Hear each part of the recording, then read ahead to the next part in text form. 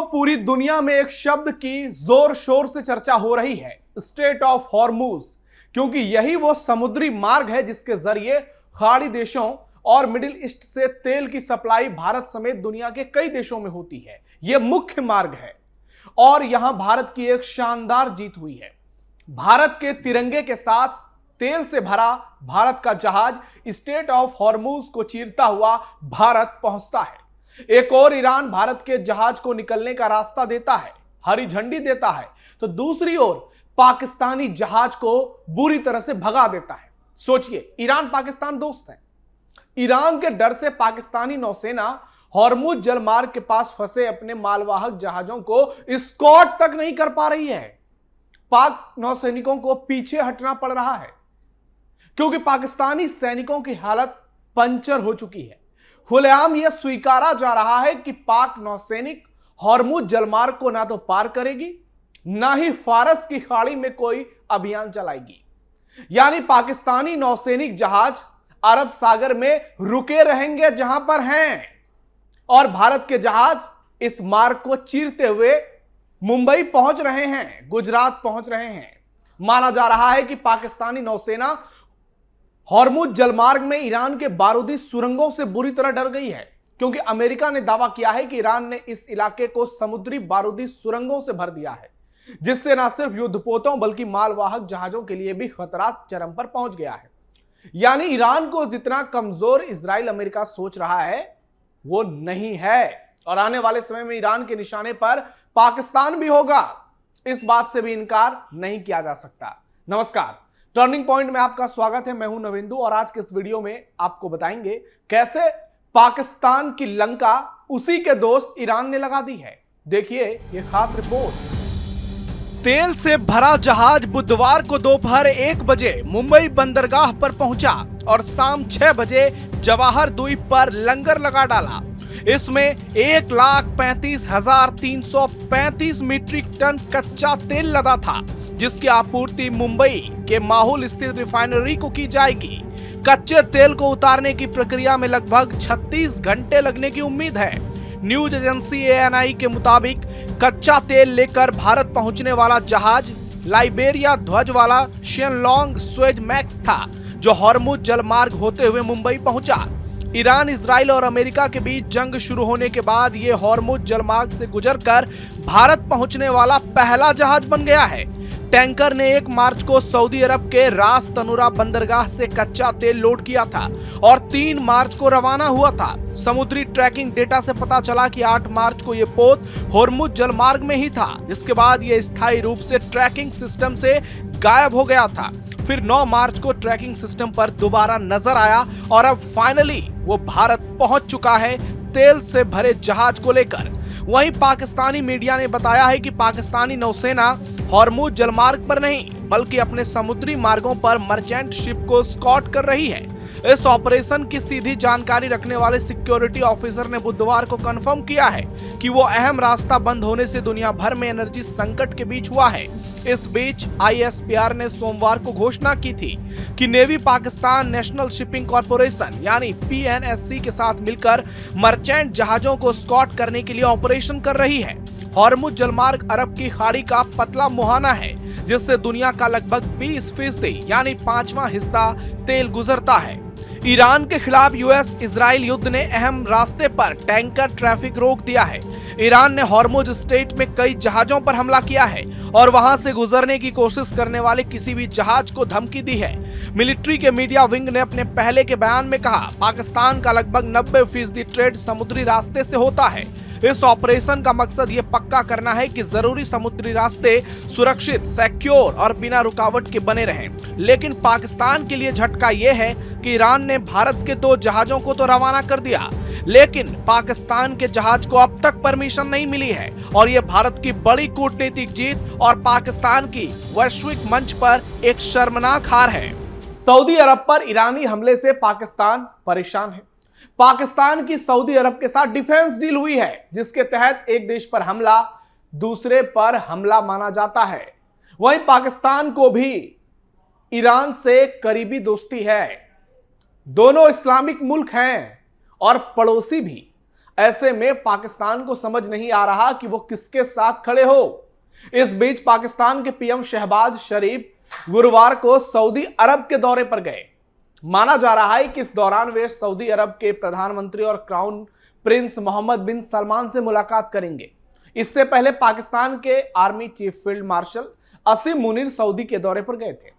The don की report के मुताबिक पाकिस्तानी पीएम और उनके कार्यालय ने यह बयान जारी किया है कि प्रधानमंत्री शरीफ सऊदी अरब के क्राउन प्रिंस मोहम्मद बिन सलमान के बुलावे पर यह दौरा कर रहे हैं।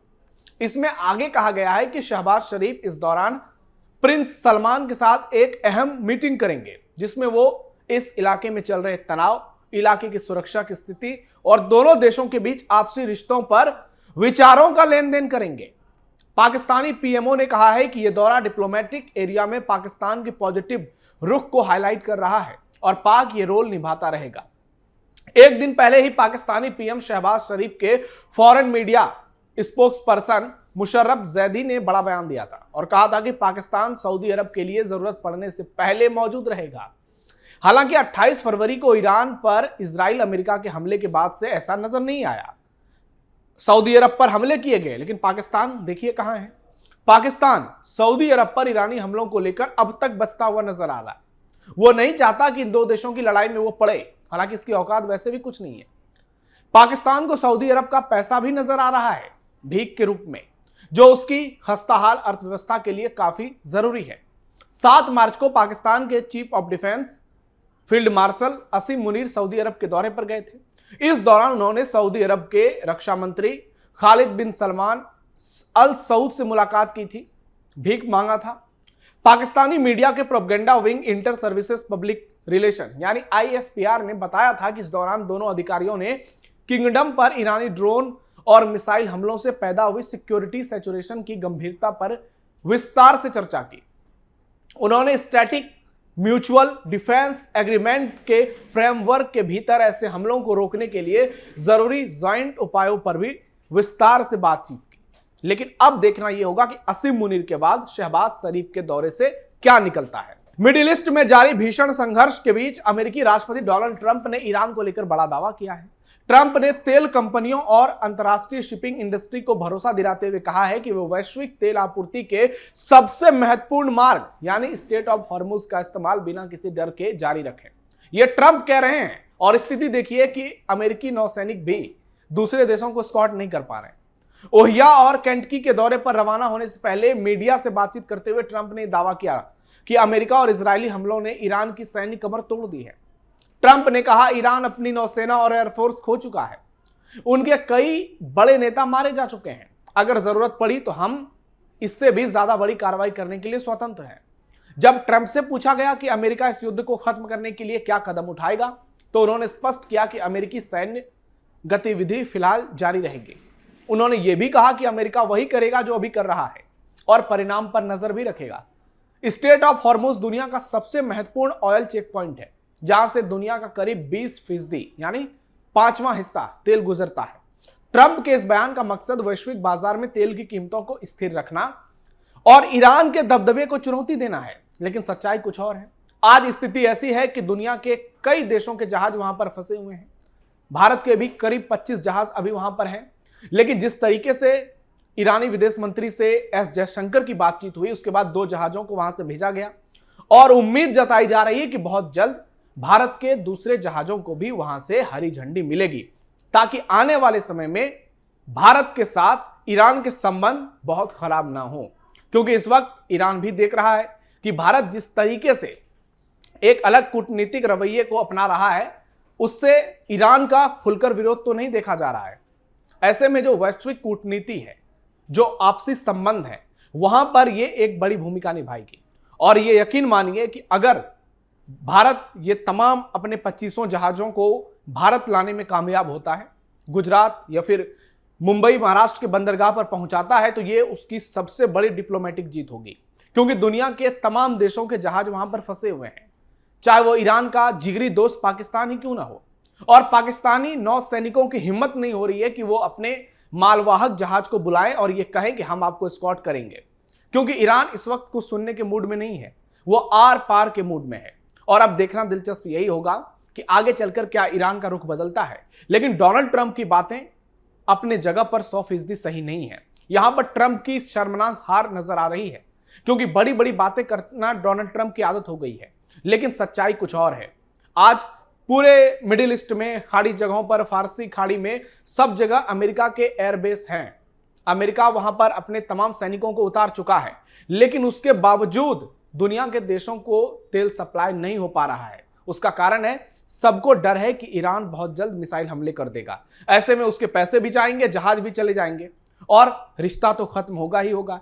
और इस परिस्थिति में अगर भारत के 2 जहाज वहां से निकलते हैं और यह उम्मीद जताई जा रही है कि आने वाले समय में और भी जहाज निकलेंगे, तो यह भारत की एक बड़ी कूटनीतिक जीत और पाकिस्तान की एक करारी हार है। अब आपकी क्या राय है, कमेंट बॉक्स में बताइए। हमारे इस वीडियो को लाइक कीजिए, शेयर कीजिए और चैनल को सब्सक्राइब कीजिए। फिलहाल के लिए इतना ही, धन्यवाद।